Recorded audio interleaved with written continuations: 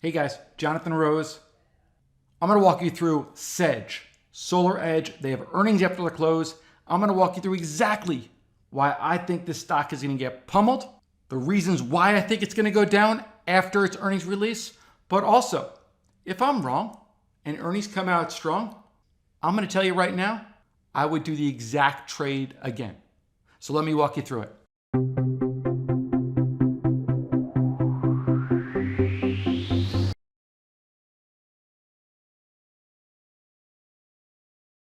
So here we go. In front of you, SolarEdge traded as high as 96.69, 81.75 last. 100 period moving average is about 76. 200 is about 60. Let's go into the reasons of why I think it's going to go down. For one, a company called Generac, GNRC, is getting into the solar space. Really strong, really well-run company. It's going to take market share. That's going to happen over time. The second reason, look at its peers. In front of you, I have SEDG, which is this line right here. FSLR, which is the blue line.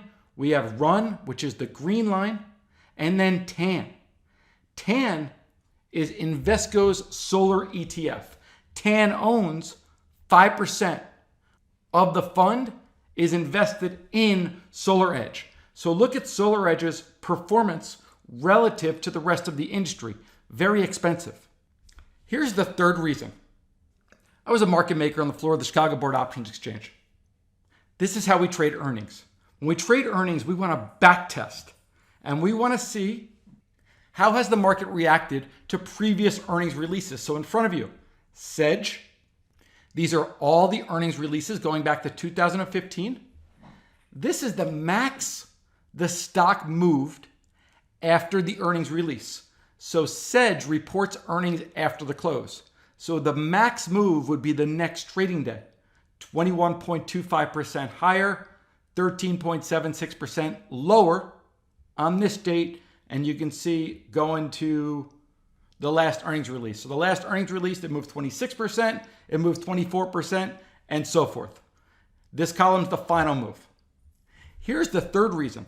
Right now, the implied move, which is the expected move that SEDG has in the next 11 trading days before it expires, is 12.8%. So the market's pricing in 12.8% of movement, not only for today's earnings, but also that includes the next 10 days as well. I'll show you the options tree in a moment. This tells me that the market's pricing is very, very cheap. The market's not expecting a lot of movement. But I think it's wrong. Because why would the market price in only 12.8% of movement when all the earnings have pretty much moved more than that? It seems like it's priced too low. But that also means that it can go higher or go lower. I personally think it's going to go lower. So let's go to the options tree. Okay, hopefully you can see this. So I'm going to be the first one to tell you guys I may get my ass whooped. Without a doubt, I could get killed. Let me show you my exact position. For me, I own the 75s. Actually, I'm working in order to buy the 75s, pardon me. Going out to December, I own everything. I own the 75s, I own the 70s, I own the 65s. Now, I started with the 65s, then I went to the 70s, then I went to the 75s, because as I was holding this, SEDG actually rallied up to 96.69 before it started selling off. So that's why I first got in with the 65s. As SEDG rallied, I cost averaged. Now, I own 10, I own 5, I own 5. I'm bid for more. I'm going to buy these throughout the day. I think it's a really good high probability trade. But if I lose, okay, I'm going to lose about 5 grand. I'm sure I'll risk another 2,500, 3,000 today. So I'll be all in. I'll lose $8,000 on SEDG. I won't be happy. But let me tell you, as somebody who trades for a living, this is my livelihood. All I can do is make good, educated decisions. All I can do is put me in the best position to succeed. Sometimes the ball bounces my way. Sometimes the ball doesn't. But I'm a big believer, just like the casino mentality, that if you make good decisions over time, you're going to make money. So SEDG has earnings today after the close. I'm freaking bearish. I want this thing to go down. I'm going to be sitting here after the close, and if SEDG does trade down, I'm going to start buying stock in the aftermarket to hedge my options portfolio. If it rallies, I'm going to do nothing. I'm going to sit and wait.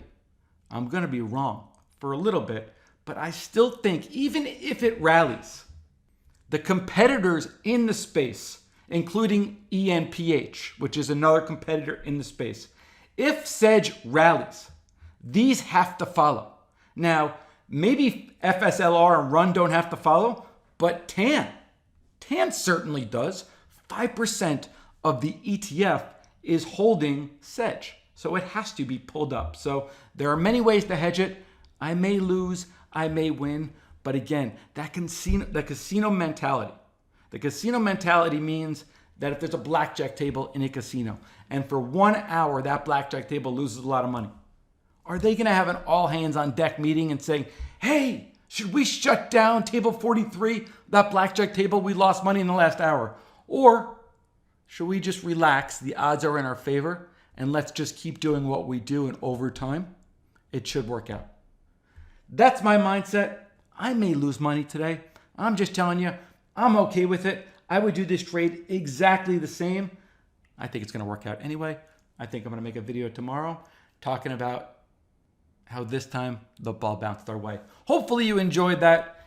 Any questions, any comments, any criticisms, leave in the comments below. I'll make sure I answer each one of your questions. My name is Jonathan Rose, and I'm the owner of Masters in Trading.